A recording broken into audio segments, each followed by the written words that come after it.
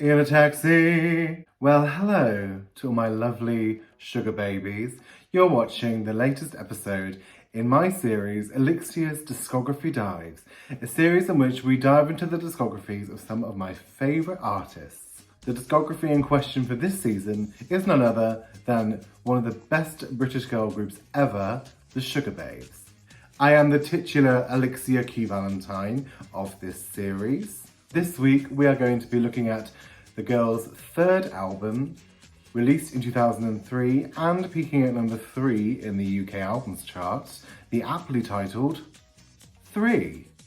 I bet the chart show had a field day when this reached number 3, didn't they? Because all the stars are just aligning. There's 3 of them as well, so it's perfect. Today's look is inspired by the sort of the album's aesthetic on the cover that I just showed you. It is grey, but the international editions, as well as the streaming editions, has a bright blue background instead. Plus also, this was a little bit of a, dare I say, sexier time for the group in terms of their aesthetic. So I'm going for, a little bit of, I'm going a little bit for like, if I was in the middle music video, like this would be my look. Before we begin, don't forget to like and subscribe, comment if you like the video, don't comment if you don't like it, or maybe comment if you don't like it but maybe lie. No, don't do that either, just do what you want, who cares?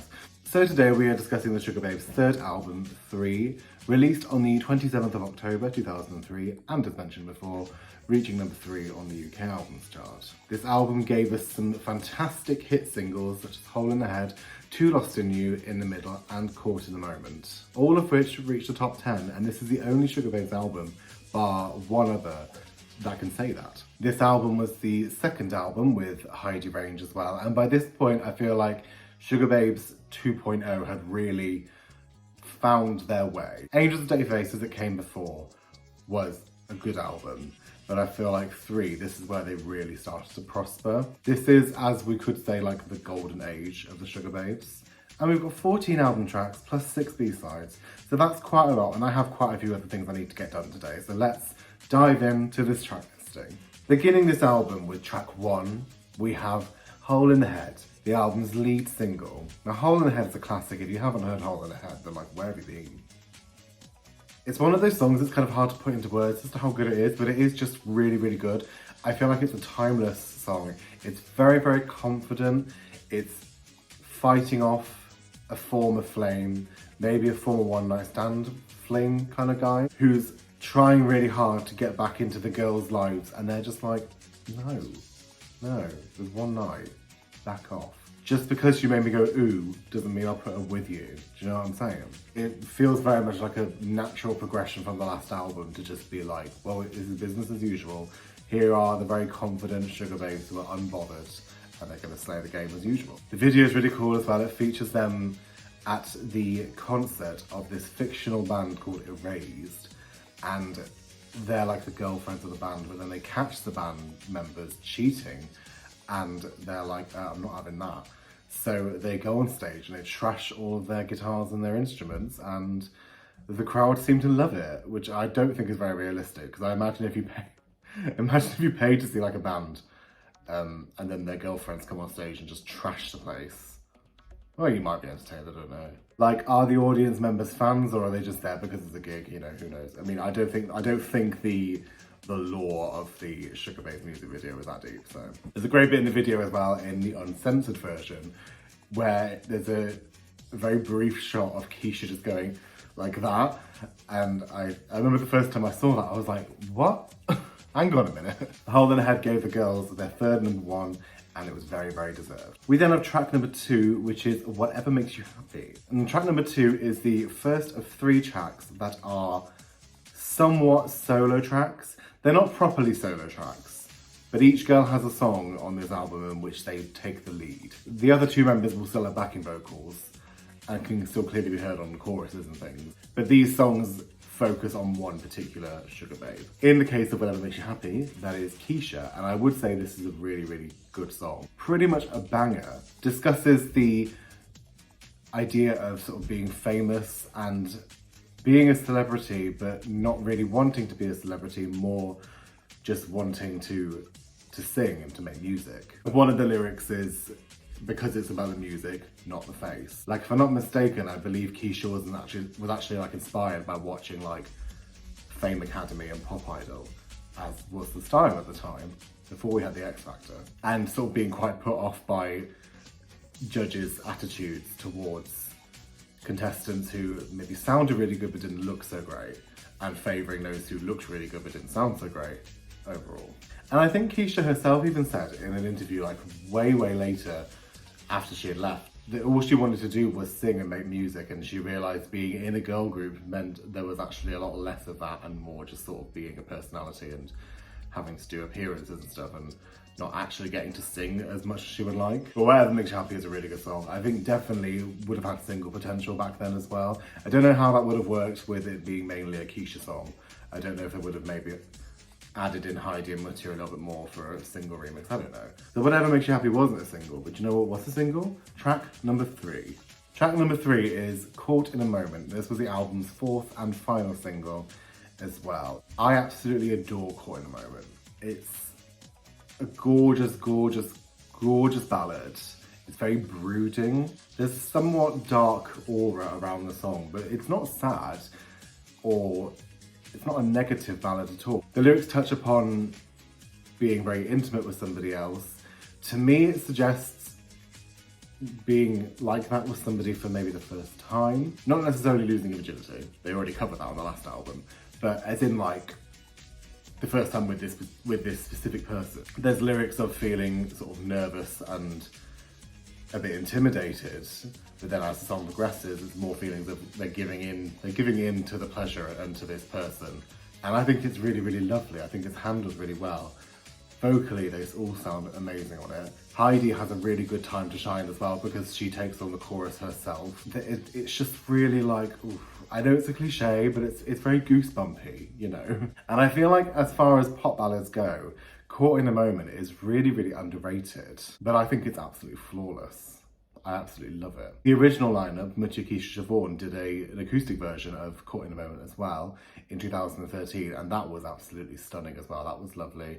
Quite a different vibe of Siobhan singing Heidi's parts, but it worked really well. Caught in a Moment is just so like classy and elegant and a really stunning number. It's one of my go-tos as well for open mic nights.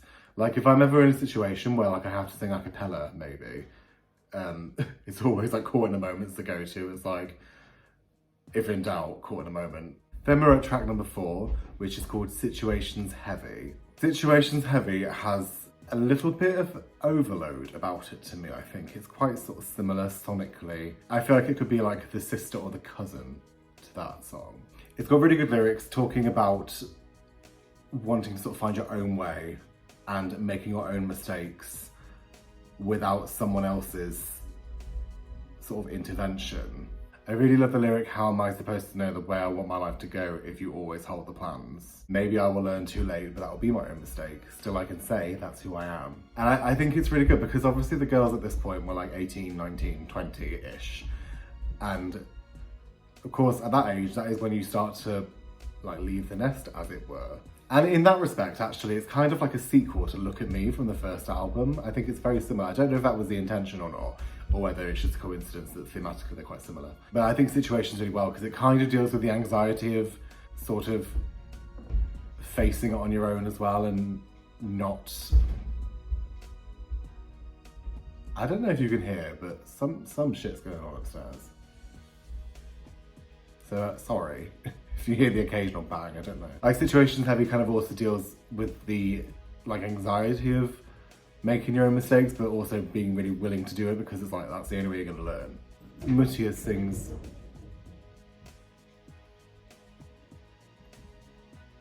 Fun fact about Situations Heavy, well there's two actually. The first one is because Mutia sings the line, here's my point of view. The album was originally going to be called Point of View as well before they changed it to 3. And the other fun fact is the fact that Adele from Bewitched actually is one of the co-writers on this song as well. And I just think that's neat. Track number 5 is up, and that is A Million Different Ways. Sorry, not a million, it's just million. There's no A at the start of it. Million Different Ways talks about fancying a guy, basically. It's one of those songs about an unrequited crush, and it's like seen you a couple of times, but nothing's really happening, but I feel like something could happen, but we need to kind of find a way to work this out because I don't like being in this sort of limbo stage. I really like the lyric, every day I walk down your street, I pray we'll meet, I look around and nothing's changed. I relate, when I was like 17, I would like go to like, if I knew where my crush worked, I'd be like, I'd go there just on the off chance that maybe I'd see him, that maybe he'd be the one who served me on the till, but it would never work out in that way. Million Different Ways is quite up-tempo as well, and it's got like a bit of R&B about it. A little bit of like Bhangra as well. I think it's really, really cool. Easily has single potential as well. And I also think a special shout out to Heidi's middle 8 is deserved, because Heidi really does shine on the middle 8 as well. And there's a lovely sort of like, I don't know how you describe it, but there's a lovely bit of instrumentation on the outro that like goes into like a nice little fade. And I don't know how to describe it other than like the word sparkly. It feels like some sort of like sparkly rain trickling down.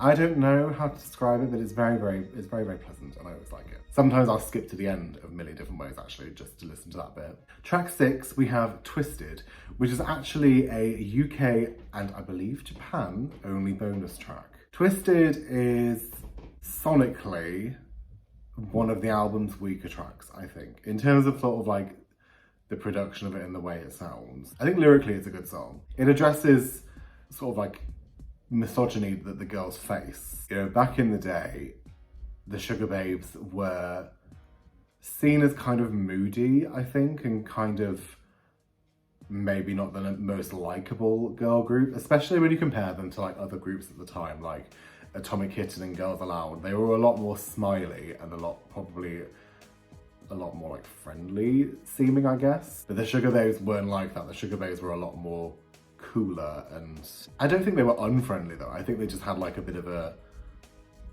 unbothered kind of disposition. Heidi kind of didn't really have that so much, but Mutia especially. If you watch some interviews with Mutia like back then, she looks like she'd rather be anywhere else. Twisted addresses that though, because it's like, you know, my personality is quite rude, only to the point where I'm on girly juice. It's like, yeah, I'm a teenage girl and I'm going through changes and shit, and you know, sometimes I'm gonna be moody.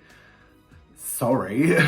I especially like Keisha's lyric, I'm forever getting misunderstood, because I feel like that sums them up quite well. Because also the Sugababes were always subject to the rumours of arguments and infighting and loads of disagreements, and of course that wasn't helped by the lineup changes that frequently happened.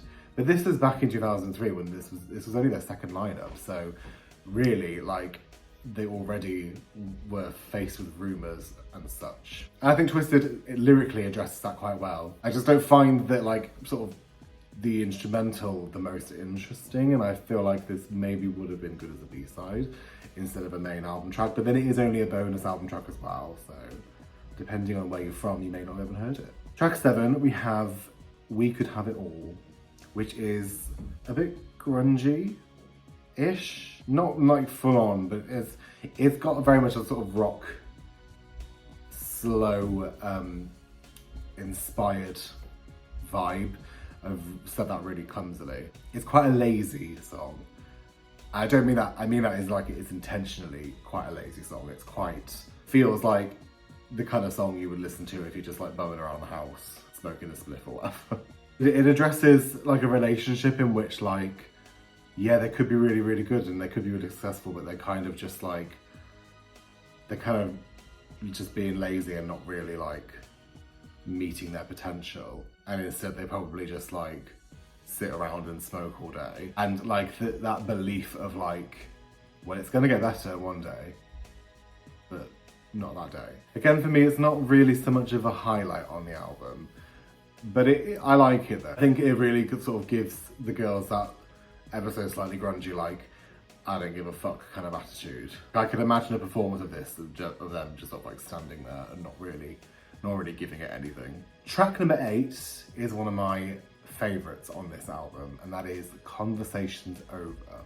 This is a fantastic breakup ballad, addressing a guy who's maybe been cheating on them possibly, or been taking them for a fool and maybe even abusing them as well. And this Conversations Over is their way of standing up to this man and telling him, no, we're finished. I'm gonna say what I have to say. I'm saying my piece. I'm standing my ground, and we are done. And I really like the confidence that this song has, because it's very much the confidence of someone who has been messed around for a long time and they've finally had enough and they're finally brave enough to say no. And I really appreciate that. Part of the song that stands out for me is Heidi's middle eight, where she sings, I've had the strength to finally say it, what the walls have heard 1,000 times. And I also love it because this is the kind of song where when I'm listening to it and singing along to it, I feel a need to really belt it out and like be really passionate about it, but this song does not need that at all. The song is very, I don't need to belt and scream and shout because I'm confident in myself and in what I'm doing and where I'm at and where we're at. Very much confronting somebody with your head held high. You're not slouched, you're just very much like, Track number 9 is In the Middle. Now this was the album's 3rd single as well. In the Middle is another Xenomania produced banger. I absolutely love In the Middle. I think some Sugababes fans aren't that keen on it, and I know Keisha has said in interviews before that she doesn't really like it anymore, but I really like In the Middle. The lyrics are a bit silly and a bit ridiculous. It does sort of address like some crazy night out that's maybe a little bit trippy. I don't know if it involves drug usage. I mean, the Sugababes wouldn't explicitly say that, would they? But it's very much a chaotic night out where you're really in the zone. And I absolutely love In the Middle. I think like the instrumentation of Caught in the Middle is very like thrashing, and it very much conveys the atmosphere of wherever they are within the middle. I especially love Keisha's verse as well. Like it's very like word heavy as well, but I think it's really, really good. I especially love the lyric, what you see and what you hear can never be exposed. It's like, oh, you know, what's going on here? And the video is really cool as well. Like it's just them in like these different sort of rooms and like kind of like fancy get-ups, but I think they look really cool. Mutia even does a little bit of pole dancing as well. In the Middle just makes me want to thrash my hair around, you know what I mean? It just makes me want to like, makes me want to rattle a cage or something. But I love In the Middle, and I'm not going to apologise for that. We then reach track number 10, which is Too Lost in You, which was the album's 2nd single. Now, Too Lost in You is one of my favourite Sugababes songs ever. My favourite Sugababes song does kind of like flip-flop back and forth, but Too Lost in You is always up there. It's a stunning ballad about being like sickeningly in love with somebody and, well, literally being lost in them. You know, there's no hidden meanings on this song. It's very much what it says on the tin, but it's just so lovely. Like the production is starts off very subtle and then it cascades into this big dramatic kitchen sink style of chorus. Vocally, they all sound incredible. Like Mutia and Heidi really complement each other well in the verses. Keisha's ad-libs are next level. I just think it's such a good song and I absolutely love it. Like I can't really listen to it without having a moment though, do you know what I mean? Like if I'm listening to it, I'm like, in that moment, I'm in that Hollywood scene where I'm like desperately in love with somebody. And speaking of Hollywood, this song was actually featured in the Love Actually soundtrack as well. And there's like an alternative version for Love Actually, which is a little bit more stripped back and a little bit more, I don't really know how to describe it. It's all right, but I prefer the album version. And I've got to talk about the video as well. The video is really good because I feel like it takes a direction that I would not expect a song like this to take. So it features the girls walking through an airport, like dressed in fairly like wintry clothing, which is like obviously appropriate because the single was released around Christmas time as well. So, you know, that's what you did back then. And they're walking through the airport and they all catch the eye of a guy and then start fantasizing about doing like really naughty things with them. But I'm not just talking like getting with them, but like, you know, there's handcuffs, there's a bit of bondage. It's very, very saucy. And I mean, I think fair play, because that isn't, I probably wouldn't have thought of that idea for the music video for this song. I probably would have just thought of like something in like a nice gown or whatever, but no, Sugababes are showing their first in this video. I love it. I mean, teenage me absolutely Teenage me absolutely loved that video, let me tell you. I feel like it's probably one of my gay awakenings back in the day. Like, it's hot. The guys they chose are very nice. And yeah, it's a very enjoyable video. 50 Shades fucking wishes, mate. And the fact that Too Lost in You only reached number 10 on the UK singles chart, which, okay, 10's nothing to turn your nose about, but the fact that it wasn't number 1 for like 7 years, that just shows everything that is wrong with this country.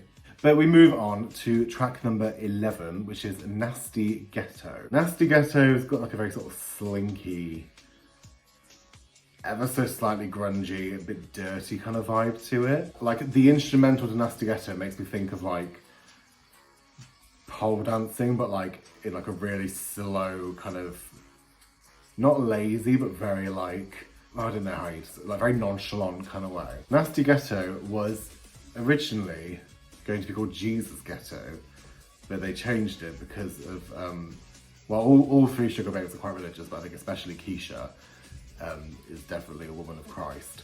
And she was like, no, we're not having that. Like, we can't be singing about like, we can't be singing about getting with preachers now. That's just a step too far, babe, sorry. Nasty Ghetto was actually written by Linda Perry, who is probably best known for writing some of the really big hits of the 2000s.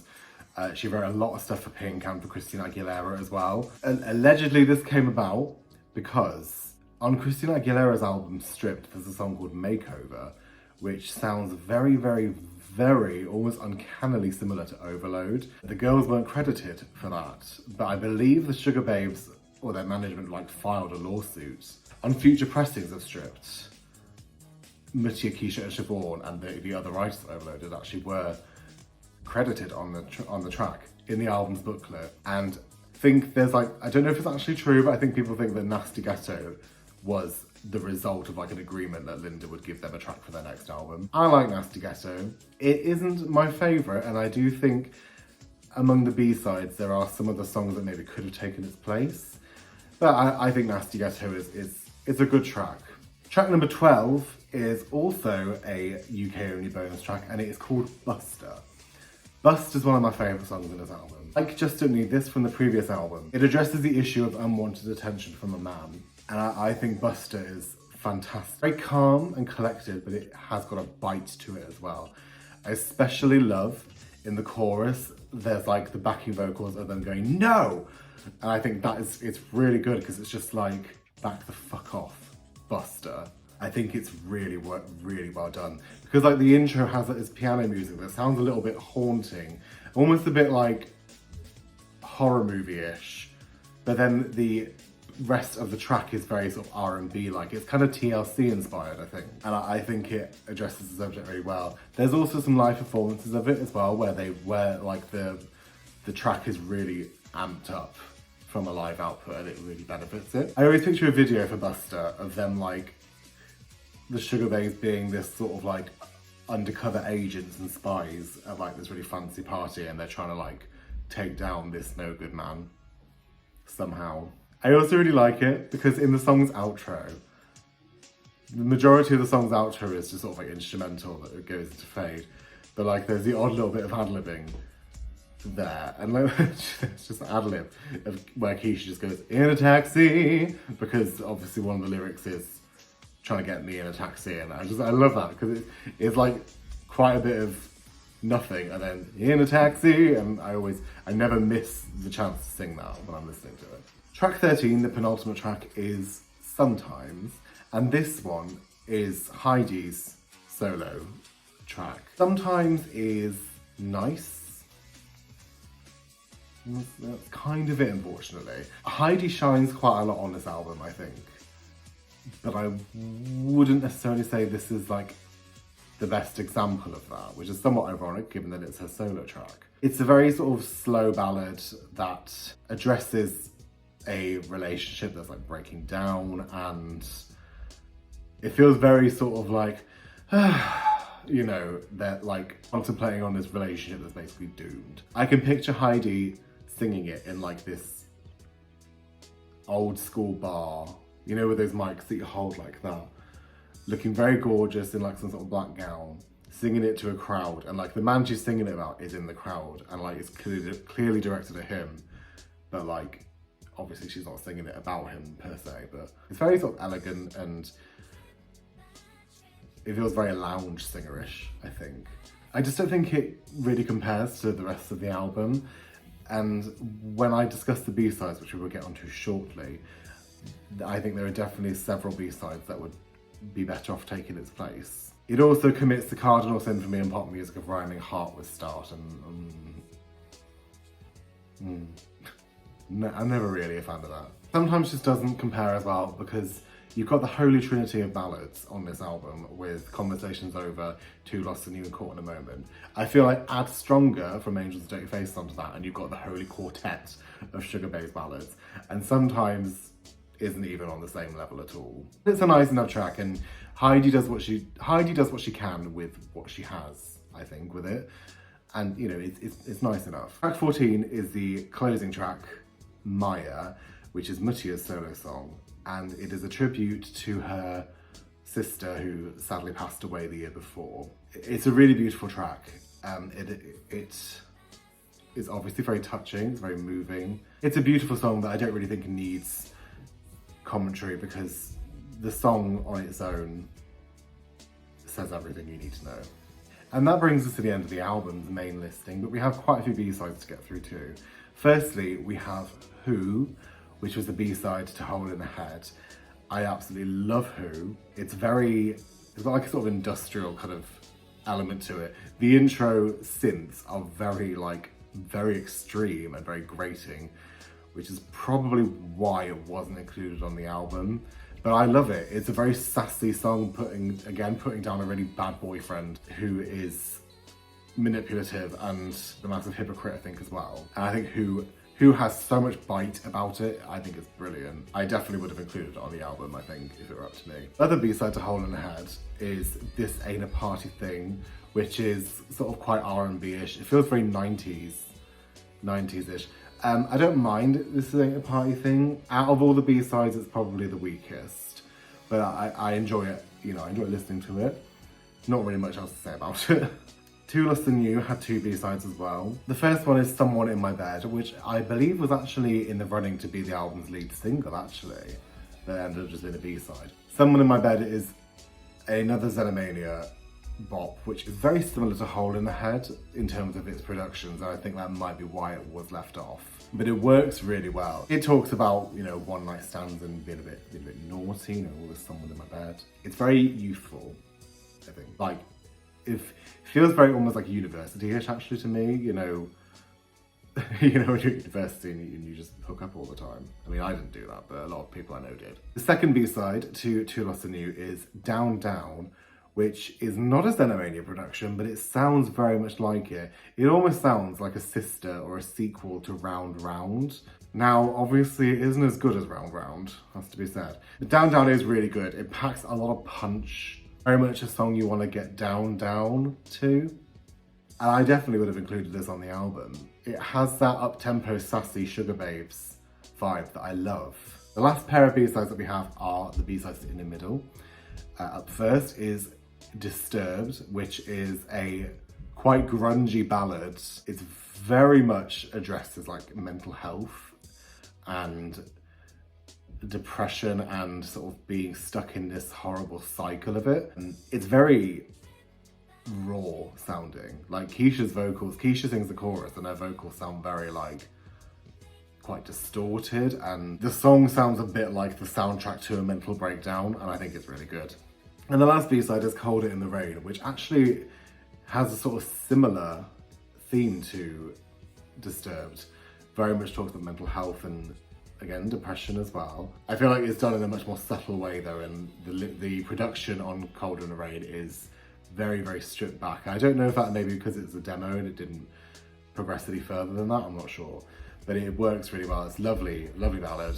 Great lyrics as well. The B-sides to 3 in general are some proper hidden gems. And if you're a pop fan, if you love the Sugababes, I would definitely recommend checking them out, because I went for years without knowing them either. It wasn't until a few years ago when I did a bit of research They're all available on streaming platforms as well, so I would definitely recommend checking them out. And that concludes 3, which I have to say is my favourite Sugababes album, I think, out of all of them. No Sugababes album is perfect from start to finish, as we have discussed, but I think 3 nails it the best. Almost all the songs on 3 are not the kind of songs you'd be expecting girl bands to be singing in 2003. It's quite alternative in that way, and I think it's a brilliant album that doesn't get the credit it deserves. And that brings us to the end of another ElliXia's Discography Dives. Thank you very much for watching. I have been ElliXia Q Valentine, as always. And don't forget to join me next week when we start an album campaign with the current lineup, but switch it up halfway through when we discuss 2005's Taller in More Ways. This is where it starts to get a little bit confusing for some people. Don't worry, I'll explain it all. Thank you very much for viewing. Don't forget to like, subscribe and all that business. I've been ElliXia Q Valentine. And of course, as always, please book me. Mwah.